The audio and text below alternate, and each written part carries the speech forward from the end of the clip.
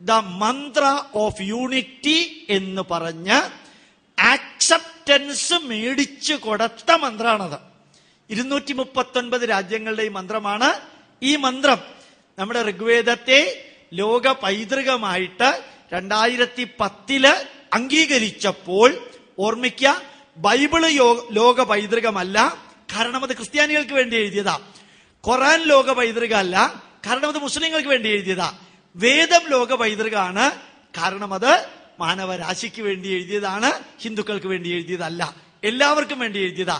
അതുകൊണ്ടാണ് UNO ഇതിനെ ലോക പൈതൃകമായിട്ട് അംഗീകരിച്ചത്.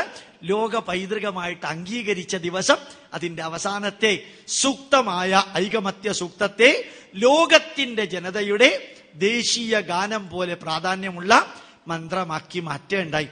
അതേപോലെ ലോക ജനതയ്ക്ക് അവരുടെ പ്രാർത്ഥനാ മന്ത്രമാക്കാവുന്നൊരു മന്ത്രമാണ് ഈ ദൈവദശകം. അത് അതേപോലെ ആർക്കെങ്കിലും ഹിന്ദിയിലും തമിഴിലും ചില ഭാഷകളിലേക്കൊക്കെ ട്രാൻസ്ലേറ്റ് ചെയ്തിട്ടുണ്ട്, എല്ലാ ഭാഷകളിലേക്കും ട്രാൻസ്ലേറ്റ് ചെയ്തിട്ടില്ല. ചില ഭാഷകളിലേക്ക് മറാഠിയിൽ ട്രാൻസ്ലേറ്റ് ചെയ്തിട്ടുണ്ട്, അതെനിക്കറിയാം. പക്ഷെ മലയാളത്തിന്റെ അത്ര ഭംഗിയൊന്നുമില്ല, ഞാനത് വായിക്കേണ്ടായി.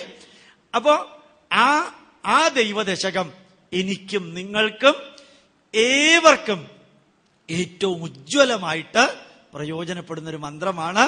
അതിനകത്ത് അന്തർലീനമായിരിക്കുന്ന സന്ദേശങ്ങൾ മാത്രം കുറച്ച് സമയം കൊണ്ട് വിവരിക്കാം. അത് വിവരിക്കാൻ കാരണം അതാണ് ഇന്നത്തെ വിഷയം.